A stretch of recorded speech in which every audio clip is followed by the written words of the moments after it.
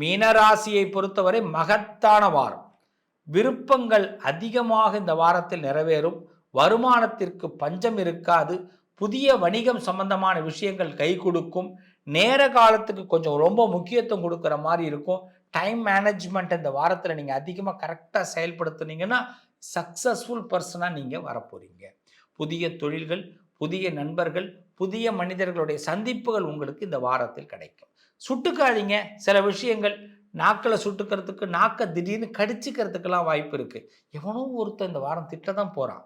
அது நடக்க தான் போகுது. அது வீட்டில் உள்ளவனே திட்டலாம், பக்கத்தில் உள்ளவனே திட்டலாம். அதனால் நாக்கை கடிச்சிக்கிறதுக்கு வாய்ப்பு இருக்குது. ஆனால் உள்ளங்கை அரிக்குங்க.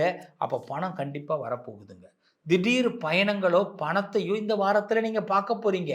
ஸோ சிறப்பான வாரம் மீனராசிக்கு. ஆனால் நிலைப்படியிலேயோ ஒரு இடத்துக்கு நடந்து போகும்போது இடிச்சிக்காதீங்க, நாக்கில் கடிச்சிக்காதீங்க. இதை மட்டும் ஃபாலோ பண்ணுங்கள். சில பேர் ரொம்ப முக்கியமாக டீ குடிக்கிறவங்க பார்த்து குடிங்க. ஃபஸ்ட்டு சிப்பு பண்ணும்போது அந்த நாக்கை சுட்டுக்கிறதுக்கு வாய்ப்பு இருக்குது. மீனராசிக்காரர்கள் இதெல்லாம் தான் இந்த வாரத்தில் நீங்கள் பார்த்துக்கணும்.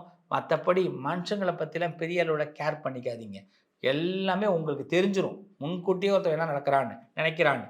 மார்ச் 1 இதுக்குள்ளே பார்த்தீங்கன்னா உங்களுடைய திறமை வெளிப்படுத்தக்கூடிய அற்புதமான காலம். முருகனை வழிபாடு பண்ணுங்க, சிறப்பாக இருப்பீங்க.